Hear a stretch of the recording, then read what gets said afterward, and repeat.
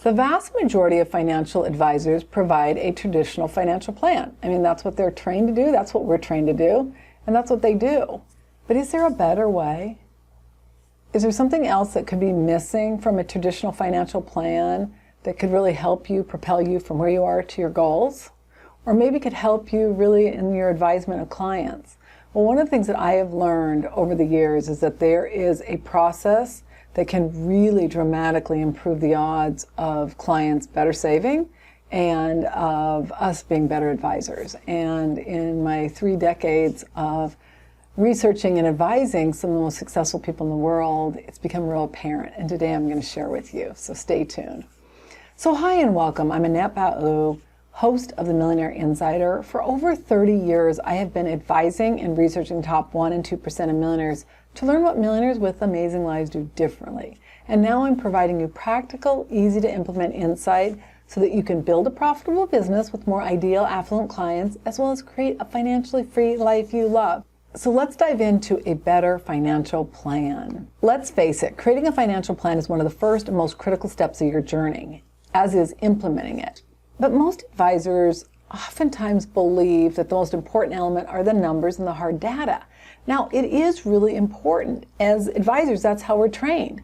But what I found is that there's a whole nother element that's missing when somebody is just focusing in on the numbers. And because most financial planners are more wired to be more analytical, more numbers driven, not clients. And because if you're not wired that way, it can be overwhelming, frustrating, and then you think there's something wrong with you, when in reality, the problem isn't you, it's the process.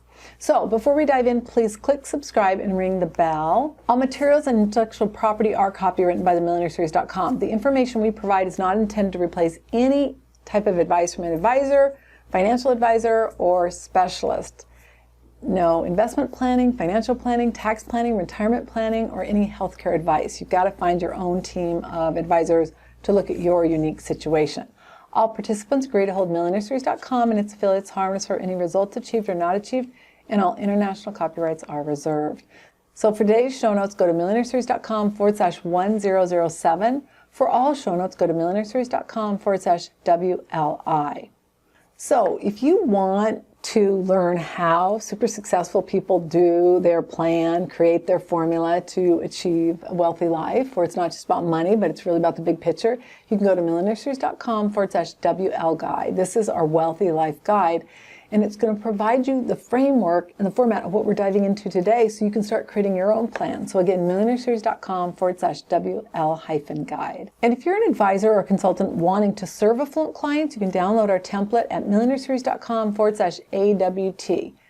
Our Affluent Women and Couples template provides you step by step of what you need to do to serve more affluent women and couples. Again, millionaireseries.com/AWT. So let's dive into a better financial plan. So the first step in a plan that I'm talking about, which is better, is creating a plan with a solid foundation. And I'm not just talking about a solid foundation in your plan, I'm talking about a solid foundation in your life. Yes, the first step is you've got to create a foundation, but the reality of it is a lot of people struggle that have money and ones that don't have money with their inner game. They don't have a solid foundation. And part of that requires that you do the work, whether you feel like it or not. You elevate your worth barometer, which is your belief in your self-esteem. You get enough sleep. You take and make health a priority. You take the time to create a vision. You are clear on your future, where you're going. You complete the past and you live in the present. One of the most important things you've got to learn how to do is get in the driver's seat of your business and your life. And that is what I'm talking about when I say a better type financial plan. You know, most advisors are just so into the numbers, or oftentimes they're just into selling a product, which might solve one issue, but I want you to look at the big picture, and I want you to create a plan that's not only going to work right now, but a plan that's going to work long in the future. You know, my life transition certified instructors, they are all so committed to really helping a person in their bigger picture. And that's what I recommend you do and what you find is somebody that really will look at your situation and help you on the bigger picture versus just one isolated element. So what does a foundation include? The first thing is you got to get in the driver's seat of your business and life so that you can focus. You got to get really clear on what you want. You got to elevate your worth barometer, which is your belief in your self-esteem. You can go to episode 105 to do that. And then you've got to incorporate each day 1 to 2 hours of working on your inner game. It should just become like clockwork. Like if I don't do my inner game work, I am so off. I do it every day, regardless of what's happening. Even if I have to catch a 4 a.m. flight, I still do it. And I just get up just a little bit earlier because I know if I do, it has such an impact on my entire day, my entire being. Examples of activities that can help with the inner game. First of all, focused breathing. Put your feet flat on the ground, breathe into the count of 8, hold it for 8, and then release for 10. Meditation, chants, yoga, visioning, prayer, hikes, silent walks, all of those things. Anything that's going to slow down your limbic brain, your overthinking, your overanalyzation, any of that. Silent meditation and focused breathing are primary strategies, and those are the most effective. You want to do those every day because those allow the other things to take effect. For example, let's say you pray or you meditate. Well, if you have a really full mind and you go and start praying, nothing's going to resonate. Whereas if you quiet down your mind, you get in the driver's seat of your business and life, you actually will find that you're going to be able to achieve more because you're in control of your life versus your limbic brain that's spontaneous and kind of like does what it feels like doing, is there to protect you, wants to conserve calories, all of those things that can get you real derailed. So make sure and make focused breathing, ideally, a primary strategy. If you want to do silent meditation, you can. It's just a little bit more challenging. Then you've got to work on elevating your worth barometer. In my 30 plus years, the biggest determinant of a person's success, long-term success in all areas of their life, is their worth barometer. It's the key to a financially free life you love, and it dictates your wealth barometer. It's so critical. But what you want to make sure that you do is that you're spending time each day elevating it. You're determining what gets you off track so you can get back on track, and you determine what triggers you. So when you get triggered, you already have the tools and the processes in place so that you can say, oh, that's interesting. Let it go and move on. The only thing you should be concerned with is being really clear on what you want. And, if that includes your family and that includes your community, ideally it does, then asking yourself each step of the journey, is what I'm doing right now getting me closer to that objective? The answer is yes, keep doing it. The answer is no.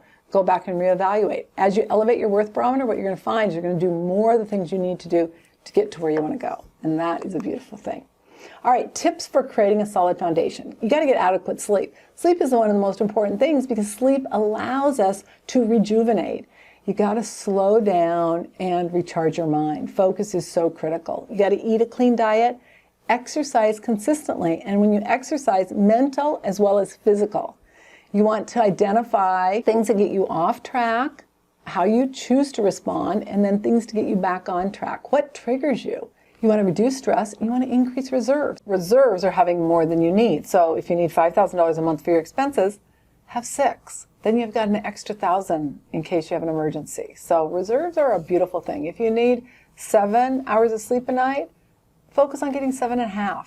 It's amazing what happens when you have extra reserves. All right, step 2. Create a traditional and a non-traditional financial plan. Now, this is the big difference. Most advisors, we're all trained on creating a traditional financial plan. And that can be great, especially if a person has a bunch of money. But what if they don't?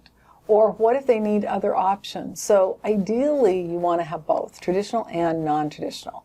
You got to, first of all, determine how much money do you need and from what sources. Most financial planners are going to help you create that plan to generate the monthly income you need. But what happens is, if you need other sources of revenue that are not from a traditional source, meaning your retirement or money you've saved, what about money from an online business? What about money from affiliate marketing or for some other type of, say, a JV partnership, or maybe residuals from a book you wrote?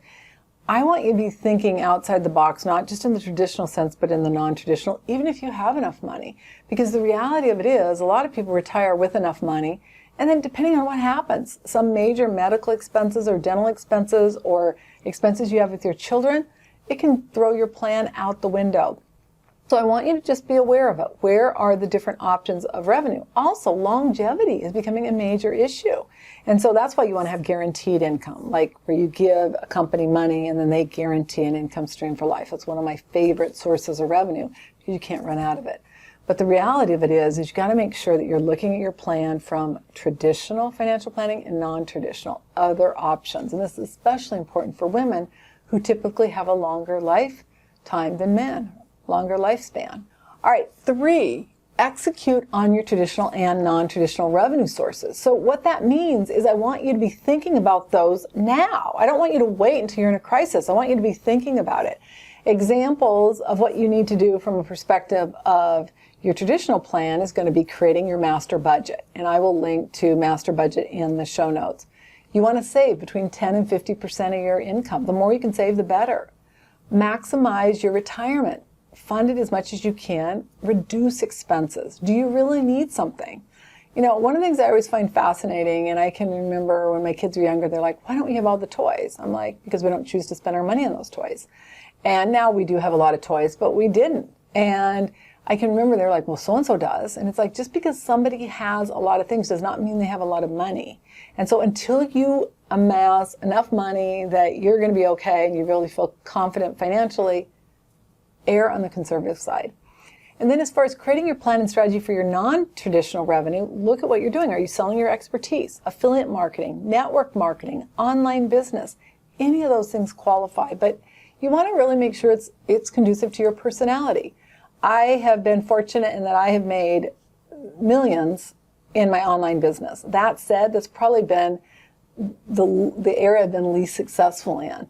I do have a passion for it. I do like it, but if I was just focusing on just making the money, that would not have been the venue because of the amount of time it's taken me to get there. Whereas in my other areas, being a financial planner, investing my own portfolio in real estate or stocks, it's been more profitable. So again, you got to be clear on that. I've also done network marketing, and I've made over 6 figures in that. The issue with network marketing is it can be great for you if you really like, doing a few things and over again. For me, that's not my personality. I just like being able to have a lot of different things going on and be able to have, something more like an online business. Now, it's more expensive, it's more time intensive, but it works for me. Again, what you got to do is determine what works for you and make sure that you've got an advisor that's helping with that. So there you have it. It's pretty simple, right? But I want you to really get clear on creating your own better financial plan so that you can have traditional and non-traditional. And if by chance you have an advisor that doesn't understand that, you do, or you can find one that does. So if you want to download our guide so you can create your wealthy life formula, you can go to millionaireseries.com/WL guide. That guide literally walks you step by step through it so that you can think it through. You can think about what's working, what's not, where your gaps are. Again, millionaireseries.com/WL guide.